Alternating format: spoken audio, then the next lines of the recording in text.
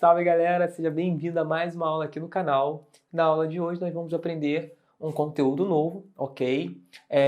Nós costumamos dividir os bimestres agrupando uma certa quantidade de conhecimento. Lá no primeiro bimestre, no primeiro ano a gente aprende cinemática, no segundo bimestre do primeiro ano a gente aprende dinâmica e no terceiro bimestre a gente costuma aprender leis de conservação. Bem, nós já aprendemos sobre a conservação da energia mecânica, correto? A gente encerrou na última aula, onde eu falei ali um pouco sobre a importância do trabalho, falei quando tem trabalho da força de atrito, aí a gente não tem a presença da conservação da energia mecânica, ou seja, situações em que ela se conserva, situação que ela não se conserva, certo?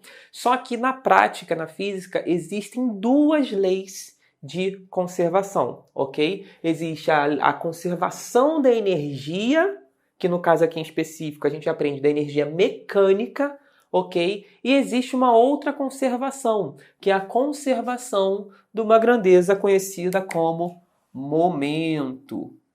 Bem, sendo bem direto, momento é dado por essa expressão aqui, ó. É identificado pela letra P, e é dado pela multiplicação da massa vezes a velocidade. A definição usual que a gente encontra nos livros para momento é que momento é a quantidade de movimento. Aí você vai perguntar, o que é quantidade de movimento? O que isso significa? Vamos entender da seguinte maneira. Imagina que eu tenha um objeto aqui no meu plano, certo?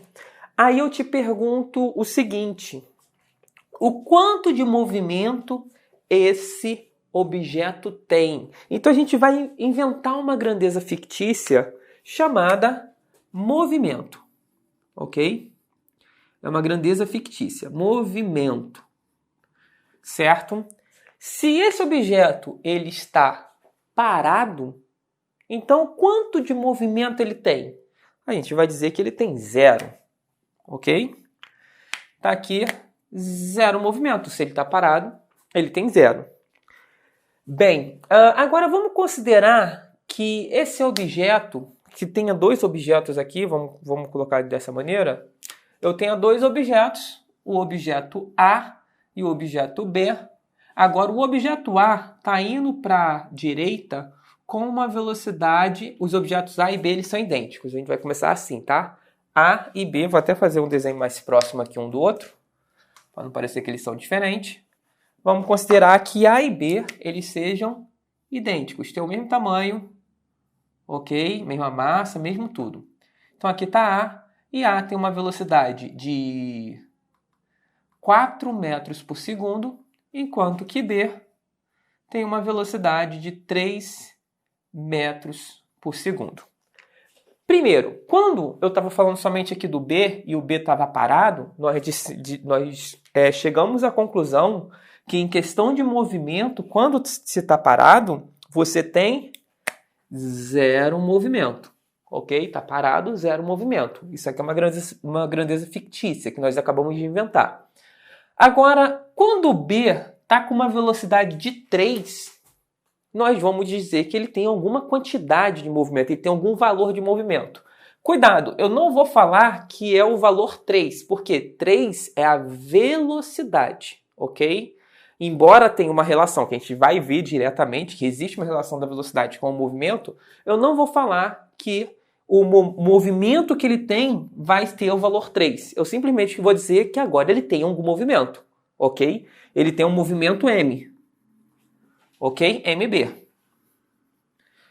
Então isso aqui é um valor, eu não sei quanto vale esse valor. Eu sei que tem uma relação com 3, certo? Porque quando a velocidade era zero, o movimento de B era zero. Agora que o B ele realmente tem uma velocidade, ele está se movimentando, então a gente vai dizer que essa grandeza fictícia tem um valor que eu não conheço ainda, mas eu vou chamar de MB, ok? E no caso, A vai ter também um valor de movimento, certo? Que eu vou chamar de MA. Tá? Agora vamos pensar da seguinte maneira.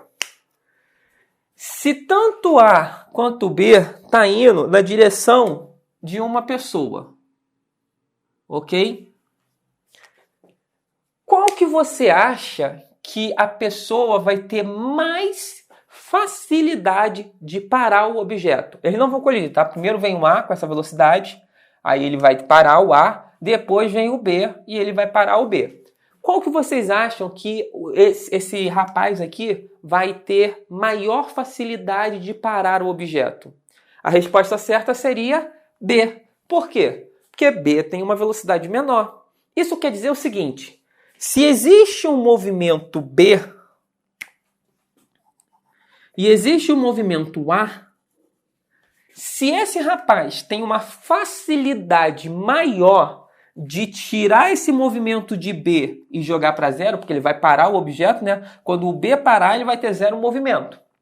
Então, se ele tem uma facilidade maior de tirar o valor de B, de jogar esse movimento B para zero, é mais fácil do que jogar o movimento de A para zero, vocês conseguem chegar na conclusão direta que o MA é maior que MB. Vocês concordam com essa afirmação? Por que eu digo isso? Porque o MA, como eles são idênticos, os objetos, eu estou supondo que os objetos sejam idênticos. Como o A tem uma velocidade maior, ok? Se você pega duas bolas idênticas de boliche, ok? Aí você joga uma bola de boliche para alguém, essa pessoa vai ter a responsabilidade de segurar a bola. Então, você joga uma bola com uma velocidade de 3 metros por segundo, a pessoa vai segurar ali com uma certa dificuldade. Mas vai ser muito mais difícil se você jogar a 4 metros por segundo. O que eu estou querendo dizer com isso? Que o objeto A ele tem mais movimento que o objeto B devido ao fato da sua velocidade ser maior. Ok?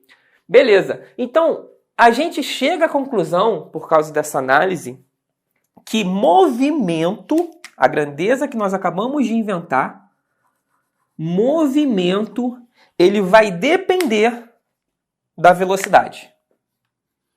Ok? Vocês já conseguiram ver a relação aqui, né? Velocidade. Agora, vamos mudar a situação. Vamos considerar que... não precisava ter apagado isso. Vou apagar aqui assim. Pronto.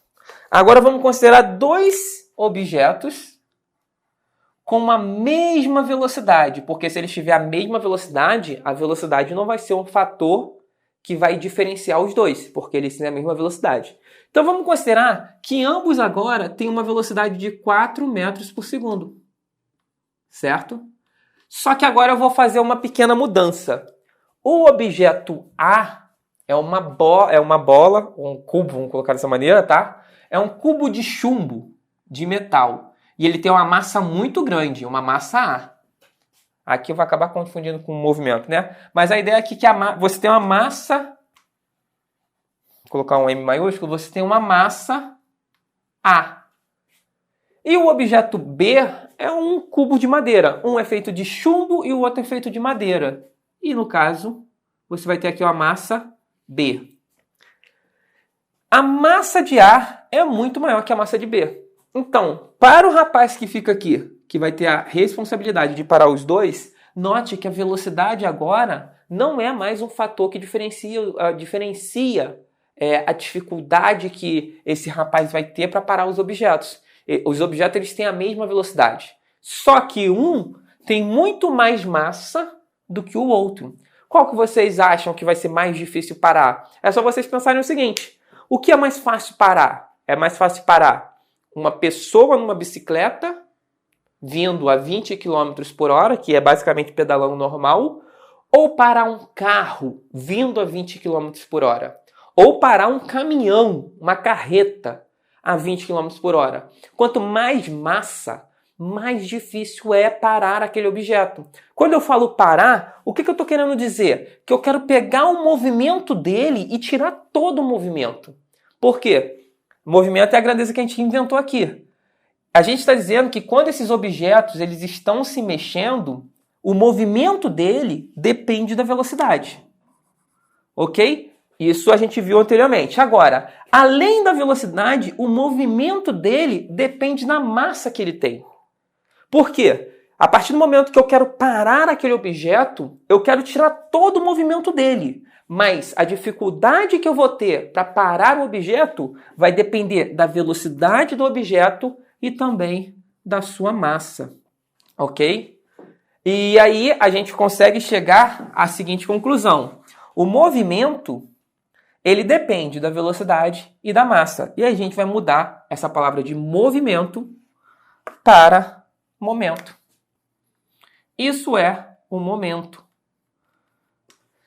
Quando os objetos estão em movimento, existe uma certa dificuldade que você vai ter para tirar aquele movimento que o objeto tem.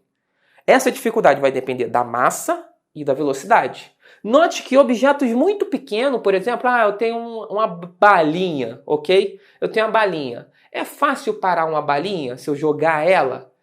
É fácil, se eu jogar ela é fácil. A massa dela é muito pequena. Então, tudo que tem massa pequena é fácil de parar? Não. Lembrando, o momento ele depende da velocidade e da massa. Embora a massa pode ser muito pequena, o momento ele pode ser muito grande se a velocidade for muito grande. Então, até mesmo uma pequena bala, poucas gramas, você pode pensar numa bala de arma, uma bala de revólver. Depois de disparada, é fácil parar uma bala? Não é. Mas a massa dela é pequena, Jackson. A massa dela é pequena, mas a velocidade dela é grande. Por isso que aparece essa relação e aí surge pra gente a fórmula do momento. Ok? Então, o momento é como se você estivesse calculando o quão difícil seria parar aquele objeto. Mas também vale o inverso. O quão difícil seria você colocar um objeto em movimento. Se ele estiver parado, ok? É muito mais fácil você pegar essa caneta e jogar ela e ela ganhar uma velocidade de 10 metros por segundo, 10 km por hora, ok? É mais fácil você pegar esse objeto e jogar e ela atingir uma velocidade de 10 km por hora do que você pegar uma bola de boliche e fazer esse mesmo movimento. Por quê? Para a bola de boliche chegar a uma velocidade de 10 km por hora, isso vai depender da massa dela, vai depender desses parâmetros. Então, no momento, ele vai estar preso a essa ideia. O quão difícil é parar ou colocar em movimento, que vale a ida e vale a volta. Assim como eu posso tirar o movimento de um objeto, eu posso tirar o movimento dele e fazer dele parar, eu posso colocar movimento nele, fazendo ele se mover. Mas colocar esse movimento vai depender da velocidade que eu quero que ele atinja e da massa que ele tem. Isso é a grandeza momento, que é a grandeza fundamental para essa etapa agora do que seria o final do terceiro bimestre. Nós estudamos a conservação da energia nas últimas aulas e agora a gente está entendendo o que é o momento para posteriormente a gente falar da conservação do momento, que é a outra lei fundamental dentro da física, tá bom? A gente se vê na próxima aula. Valeu!